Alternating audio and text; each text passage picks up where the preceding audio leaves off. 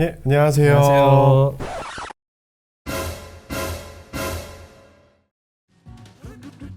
폭경 수술하면서 데코레이션이 들어가는 거라고 볼 수 있겠는데 순정 상태를 좋아합니다.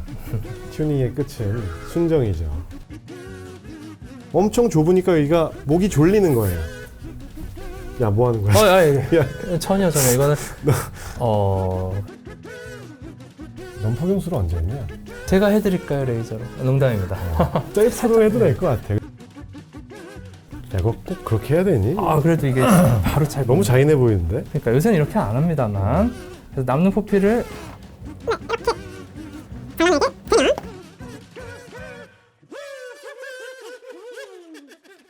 일각에서는 폭용수술은 해서는 안 되는 수술이다.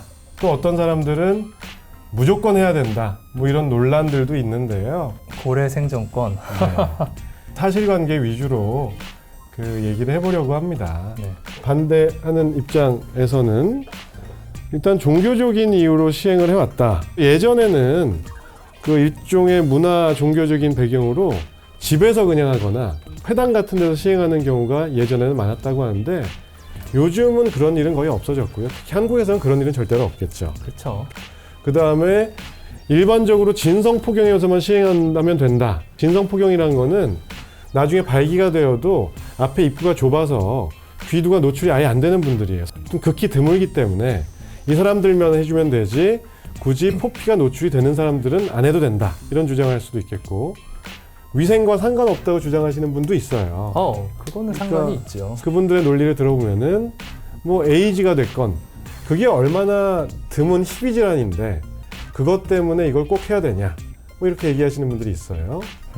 그 다음에 성감이 떨어지거나 뭐 조루증이 생길 수 있고 성기능이 약해질 수 있다. 논문에서 나온 거는 대규모 연구에서는 의미가 없는 걸로 다 밝혀져 있고요. 이런 것들은 늘 이제 찬반 논쟁이 있기 마련인데요. 그리고 사실 중요한 거는 다들 아시지만 남성의 성감을 가장 극대화하는 부분은 귀두. 그 중에서도 귀두 소대라고 알려져 있는 아래쪽이긴 합니다. 그 다음은 저도 중요하게 생각하는 건데 인권의 문제. 그 아기들이 아프다고 표현도 못 하는데 그거를 그때 일방적으로 하는 거는 문제가 있다. 요즘은 한국에서도 이렇게 수술하는 경우는 대개는 없죠.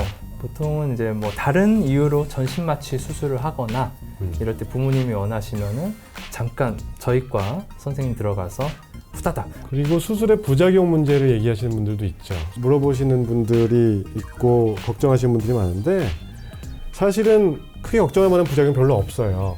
수술 후에 피가 날 수 있는 거 당연하고요. 네, 붓죠. 수술 중에 마취할 때 통증이나 수술 마취 풀리면 아플 수 있고 염증 생길 수 있고 네.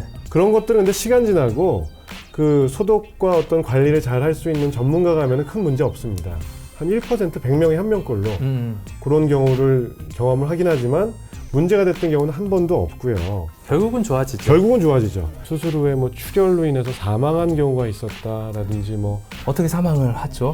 그러니까 그거는 이제 네. 의학적인 세팅, 병원에서 수술하는 경우에 이런 거는 올 수가 없어요. 근데 뉴스에 납니다. 폭경 수술에서 사망하면은. 그러니까 어떤 극단적인 케이스를 갖고서 일반화하는 거는 문제가 있고 이게 갑론을박이 있는 이유는 이걸 무조건 해야 되는 수술은 아닌 거예요. 그래서 양측의 의견을 들어보고 뭐 생각을 해봐야 될 거고 폭용 수술을 찬성하는 논리는 대개는 그냥 의사들의 논리예요. 이거는 꼭 비뇨의학과의 논리가 아니니까 오해는 하지 마시고요. 보통 두 가지 목적으로 이걸 시행을 하는데 첫 번째는 일단 치료 목적으로 해야 되는 경우가 있겠죠. 반드시 해야죠. 반드시 해야 되는. 네, 진성포경, 전체 인구의 한 2, 3% 정도 되는 거는 진성포경 해야 되고 감돈포경은 뭐죠? 감돈포경이라고 하는 거는 어찌 보면 응급상황일 수 응급상황일 수 있겠는데 있죠. 귀두라는 부분이 아무래도 끄트머리에 좀 그 부피를 차지하고 있는데 포피가 좁습니다. 섬유화된 조직이 있어서 목덜미가 끼듯이 딱 껴버리면은 좁아져서 나올 수가 없고 한번 이렇게 되면은 귀두가 붓습니다. 이게 이제 피가 잘 안 흐르기 때문에 여기에 부종이 생기면은 오히려 역설적으로 더 되질 않아요. 이거는 응급 상황입니다. 그렇죠. 잘못되면 여기는 썩습니다. 이제 썩을 수가 있어요. 피가 안 통하니까. 이런 경우는 빨리 수술을 해야 되는 거고요. 그 다음에 포피염이 자꾸 재발한다. 그 다음에 어떤 경우에는 곤지름 같은 게 너무 재발하는 분들은 주로 그 포피 쪽에 잘 생기거든요. 그렇죠. 자꾸 재발을 합니다. 그쪽에. 그래서. 왜냐하면 겹쳐 있기 때문에 그런 것 같아요. 근데 거기가 이제 안에가 눅눅한 환경이 돼서 어떤 균이나 곰팡이 같은 것들이 또 바이러스가 자라기 좋은 환경이 되는 거예요. 계속 재발하시는 분들은 레이저로 한두 번 제거해서 안 없어져요. 그러면 그때는 피부 그 포피를 다 날려버려야 되는 겁니다. 맞습니다. 그리고 이제 요게 이제 중요한 얘기인데요. 그러니까 백신이라고 하면 원래는 약이 주사약이잖아요. 그렇죠. 메디칼 백신. 메디칼 백신이 기본인데 포경 수술을 많은 의사들이 서지컬 백신이라고 표현을 하는 경우가 있습니다. 이건 무슨 논리냐? 밑에 이거는 나름 신뢰할 만한 그 여러 가지 그 논문과 가이드라인 등인데 이거는 공론화돼 있는 거예요. 그렇죠. 근데 통계적으로 낮춘다고 하는 거지 완전히 안 생기는 건 그죠. 뭐 아니긴 합니다. 그렇죠. 확률을 낮춘다는 거죠. 그렇죠. 이런 것들은 다 당연히 병원에서 엑스퍼트가 수술하는 경우에 권장이 되는 거고 정치적이거나 종교적인 거를 배제한 상태에서 뭐 나온 가장 공신력 있는 대규모 연구라고 생각이 돼요. 네. 그 가장 공신력 있고 믿을 만한 거는 맞는데 또 뭐 결국은 유럽 쪽은 아직까지 포경 수술의 회의적인 입장, 서로 간에 바라보는 관점은 다를 수 관점은 좀 있는데 다를 수 있어요. 그래도 이게 퍼블리시가 됐다라는 것은 결국은 가장 공신력 있다는 거는 또 맞다는 거는 맞는 얘기입니다. 그다음에 여기 한국인의 특수성 얘기를 해놓은 거는 이거는 좀 특수성이 어떤 특수성이 있다고 기분이 좀 생각하시는 나쁠 건지? 수도 있는 얘기인데 네. 그 우리나라 사람들의 발기가 안 됐을 때 음경 크기가 그렇게 큰 편이 아니에요. 서양 사람들은 그냥 평상시에 발기 안 된 상태에서 귀두가 한 7, 80%가 노출되어 있는 사람들이 있어요. 네네. 한국 사람도 물론 있죠. 네. 근데 그런 비율이 상대적으로 적어요. 근데 대부분 덮여 있어요. 덮여 있고 뭐가 껴요. 끼고 피부 트러블이 생겨요. 애매한 거죠. 계속 검사를 하고 뭐 약을 쓰자니 그렇고 그런 얘기가 이제 그 필요성에 대해서 찬성하는 사람들의 논리가 있을 수 있고요. 그래서 저희 둘이 내린 결론은 이거 포경 수술은 무조건 해야 되는 것도 아니고 해서는 안 되는 수술도 아닙니다. 의학적으로 검증된 여러 가지 이점들은 확실한 거고 그리고 오히려 반대하는 주장 측에서 제시하는 논거들은 되게 마이너한 연구 결과들을 어떤 논거로 사용하는 경우가 있어서 그거는 전 동의하지 못하는 부분이 상당히 있고요.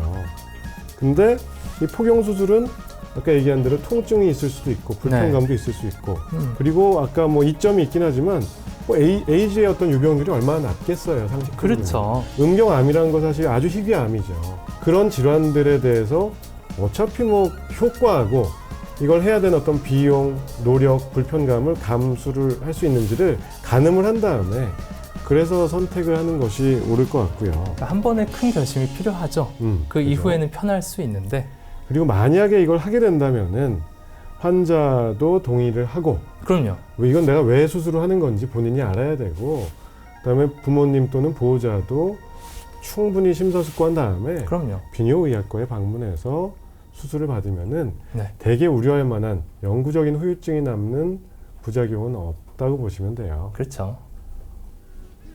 포경 수술하시는 학생분들 별거 없어요 이거. 굉장히 예쁘게 잘 될 거라고 될 거예요. 네, 네. 기원하고 생각합니다. 변합니다. 네. 비욘드 보시고 즐거우셨으면 구독과 좋아요 눌러주세요. 그 노발이라고도 하는군요. 예. 노발기. 발기할 때 아주 커지는 건 노발대발이네요. 아이고, 이럴 수가. 재승아, 우리가 명색이 비뇨의학과 의사인데 네. 이렇게 설명을 하고 나면 우리는 너무 잔인해 보이는데?